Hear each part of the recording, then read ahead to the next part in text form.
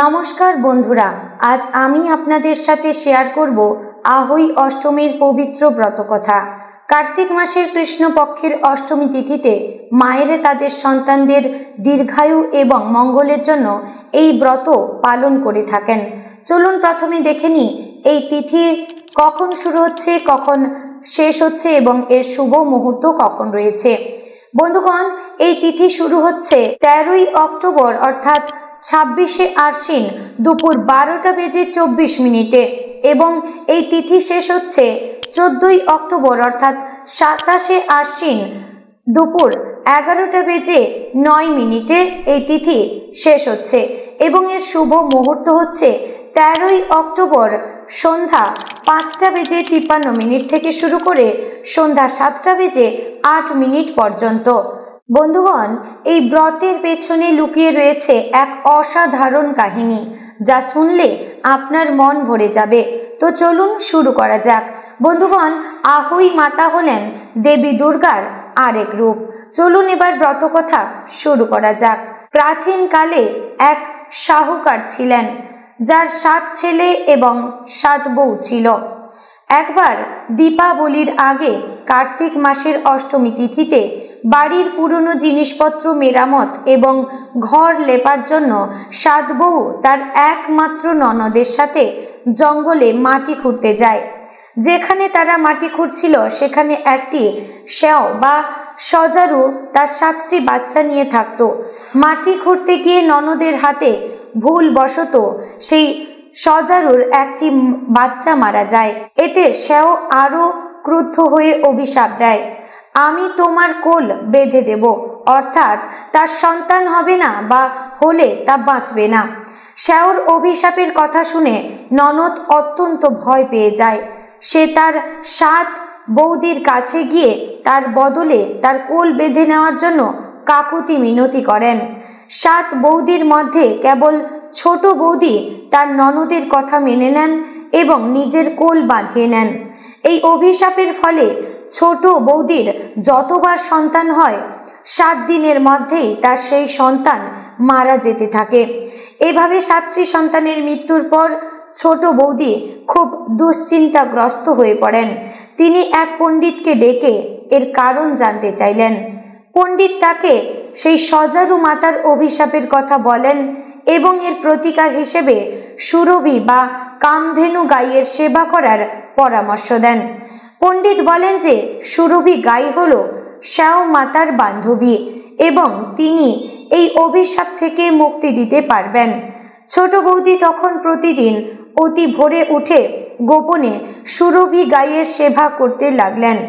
একদিন সুরভি গাই ছোট বৌদির সেবায় সন্তুষ্ট হয়ে তাকে জিজ্ঞাসা করলেন, তুমি কি চাও?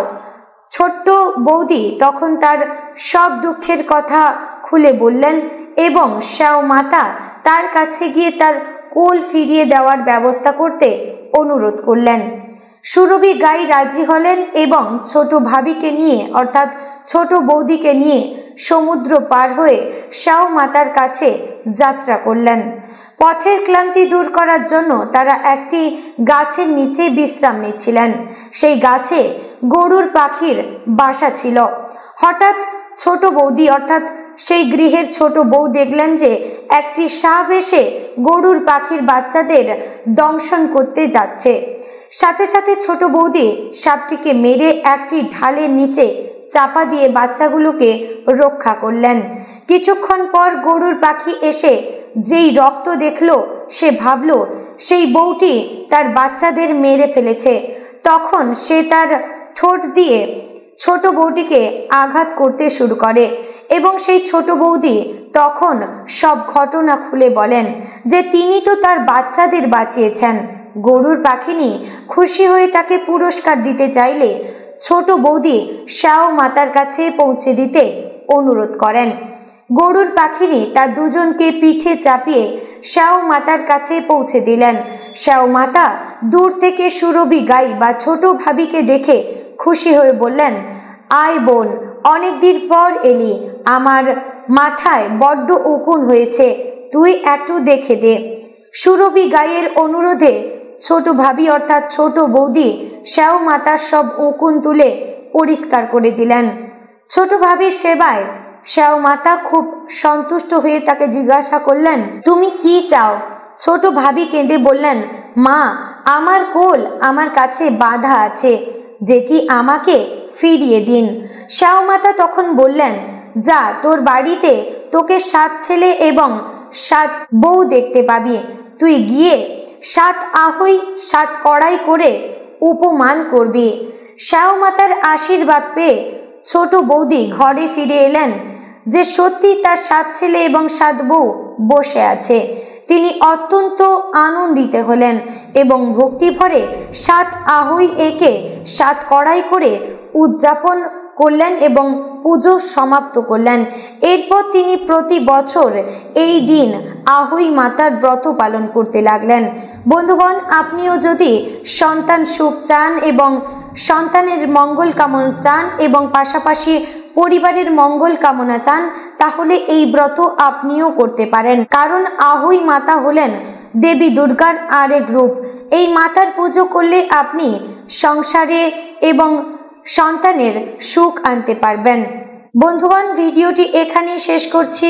আপনাদের যদি এই ভিডিওটি ভালো লেগে থাকে অবশ্যই কমেন্ট করে জানাবেন। জয় আহই মাতার জয়।